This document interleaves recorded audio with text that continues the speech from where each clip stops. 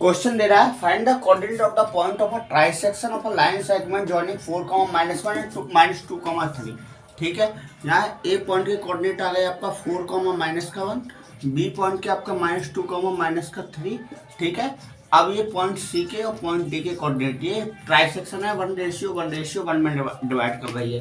ठीक है, ए पॉइंट सी के कोऑर्डिनेट निकालना हो तो m1 की वैल्यू कितनी हो गई 1 और m2 की वैल्यू कितनी हो गई 2। ठीक है, अब x की वैल्यू कितनी हो गई m1 x2 plus m2 x1 upon में m1 प्लस का m2। ठीक है, 1 इंटू 2 तो माइनस का 2 प्लस आपका 2 इंटू 4 प्लस का 8 और m1 plus m2 but upon में कितना है 3। तो अब कितना आ गया 6/3, तो वैल्यू कितनी आ गई 2। अब y की वैल्यू देखो m1 y2 plus m2 y1 upon m1 plus का m2।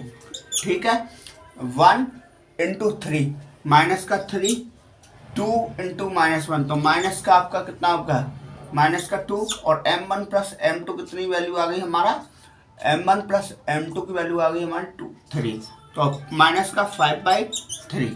ये वैल्यू कितनी आ गई हमारी 2, माइनस का 5/3। ठीक है, अब ये इसका मिड पॉइंट है। मिड पॉइंट कैसे करेंगे, आपका डी क्या है मिड पॉइंट है तो x1 प्लस x2 अपॉन में 2, तो 2 - 2 अपॉन 2 डी के कोऑर्डिनेट आ गए 0। अब यहाँ देखो माइनस का 5/3 -3 अपॉन 2 -3 3 या 9, 9 और 5 कितने हो गए माइनस का 9, यहाँ आया 1, 3 एलसीएम में नीचे। ठीक है, अब यहाँ 6 है, 3 3 या 9, 9 और 5 14/5, ये 6 18 हो गया। ठीक है, 3 3 2 यहाँ आ गया 6। अब इसके कोऑर्डिनेट आ गए माइनस का 7/3।